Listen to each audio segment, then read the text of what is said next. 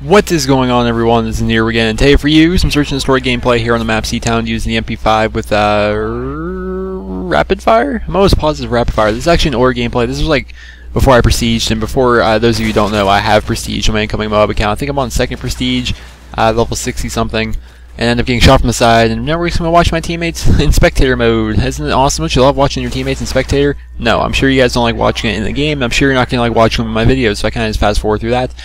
Basically going to be showing the end of the round for you, and we lose because my teammates are that good, and you're going to see exactly how good my teammates are here.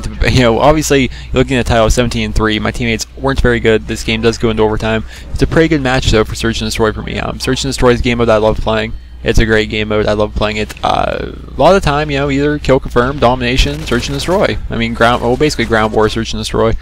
And basically the two game modes I play. I end up dying again, and I'm just like, oh wow, like, what do I do? Alright, because in search and destroy, it's all about thinking. It's all about, the routes you take, predicting what the enemy's going to be doing, as well as, playing the objective. So it's kind of difficult to put all these things in your head, and I'm like, okay, I ran down the middle. That's a route I usually run. And usually that route works, but there's like 3 people that rush it, and that's why I got took out in the first round.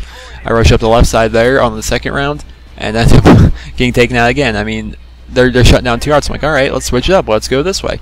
To play search and destroy and do well in it anyway, you're going to need to be somewhat of a versatile player. You're going to be able to use different guns, and be able to run different routes and have an idea of like where the enemy's going to be. So I see there's people over there on the right side, so I'm going to cut in here towards the middle. I see that guy running right there. I'm like, alright, I'm just going to make my way towards the A-bomb, catch this guy off guard. But I have the bomb, and if you look at the minimap, you're going to see how far away my teammates are from the objective. And I'm like, alright, so I'm kind of on my own right here. So I'm just going to be kind of patrolling around this area. And, patrolling is something you hear a lot when you see people play free-for-all and things like that. But in Search and Destroy, patrolling is really vital.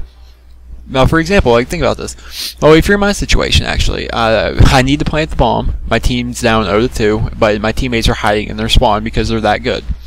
So now it's basically up to me. And I know if I just go in there and I expose myself, for the 5 seconds it takes to plant the bomb, that's not going to be a good situation for me. So I'm just going to basically patrol around, hopefully catch some people, as they're running around, because, obviously as the clock goes, people are like, alright, maybe they're planting now, and they run towards the bomb sites. So it's better to, keep yourself around the bomb sites. I do find this guy, and I find his friend as well, and I get the double kill cam. And, that's what patrolling does in Search and Destroy, and that's why it's, it's actually smart to do that.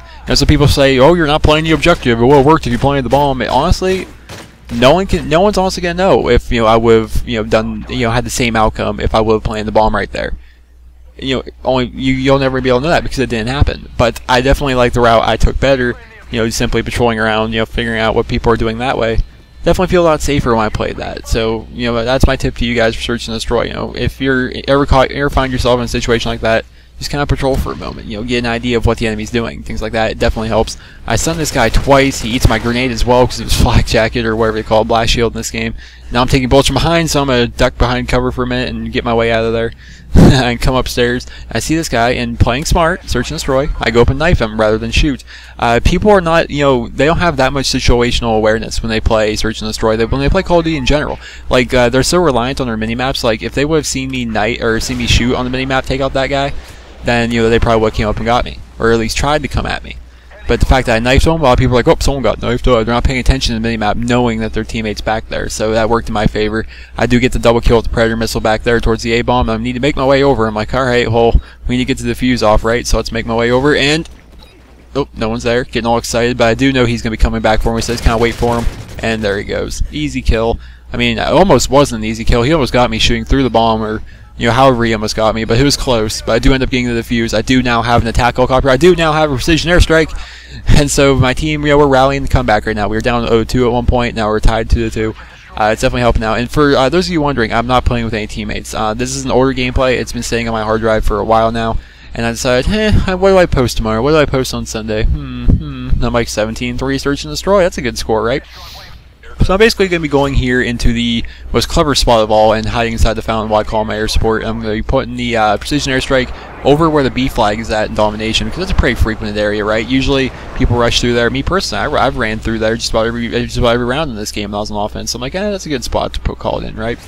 Now I'm running out, and I'm trying to get an idea of where they're at, because search and destroy for me, it's all about timing and it's all about the route you run. And usually I have routes that I run on defense, and I hear this guy behind me, if you're wondering.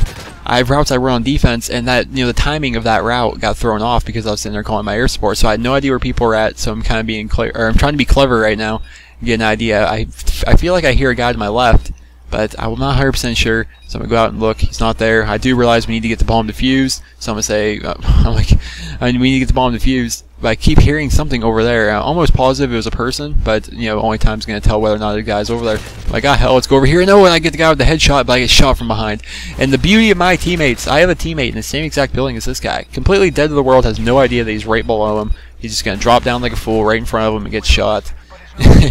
And now we're down 2-3. I mean, how easy of kills was it for this guy? I mean, I'm focused on the guy behind the bomb and trying to defuse, so I run there and get shot. Then this guy just hops down like a fool and gets shot. This guy didn't have to take a step, and he gets 2 easy kills, 1,000 easy points, and a win for his team. So that was kind of a rough situation for me to be in. I'm like, oh god, it's like 2-3 at this point. I have a pretty good score already. I've called in an attack helicopter that got shot down. My airstrike did nothing. My predator did get me 2 kills, but you know, the fact that I'm doing all this and my team's just not helping, I'm just like, oh lord, oh lord. And mind you, this gameplay is so old. This is before I actually opened up my friends list. Like, you'll not see me playing Search and Destroy by myself any longer in Modern Warfare 3. While it is fun and it is kind of a challenge to see how well you can do, again, you know, going up, you know, out there by yourself, and you do get a lot better scores playing by yourself, but I simply don't find it enjoyable in the long run, because I'm one of the few commentators here on YouTube that actually enjoys playing Call of Duty and isn't just doing it, you know, just just for gameplays.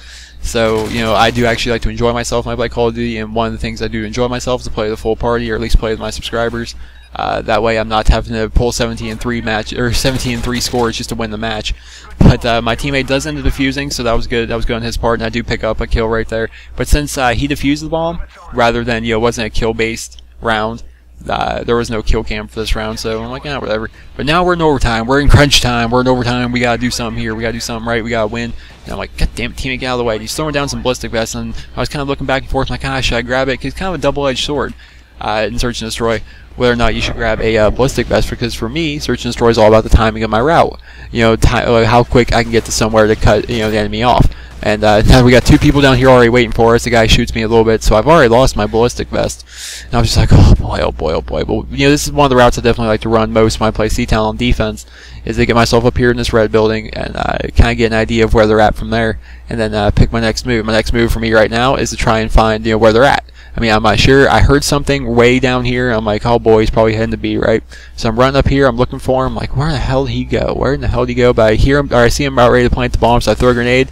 The grenade gets a hit marker. I'm like, son of a bitch. That's just going to alert him. He's going to stop playing. He's going to get ready. He's going to try and shoot me. But, you know, like Search and Destroy players do, you try and outthink your enemy. And I decided to go for the flank, knowing I had him stunned. And I pick him up for the final kill, and we win 4-3. And that, ladies and gentlemen, is how you play Search and Destroy on C-Town. Or at least, you know, one of the ways I play Search and Destroy on C-Town. Usually I'll use a submachine gun on this map for Search. I like to rush. It's all about the routes I run.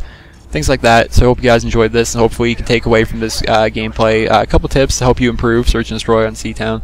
But a final score of 17-3 with a 950 total score, which would have been awesome. I was so close to that 1,000 points, but I couldn't do it. But if you guys go ahead and rate this video, and remember to have a wonderful day, and I will see you guys all in my next video.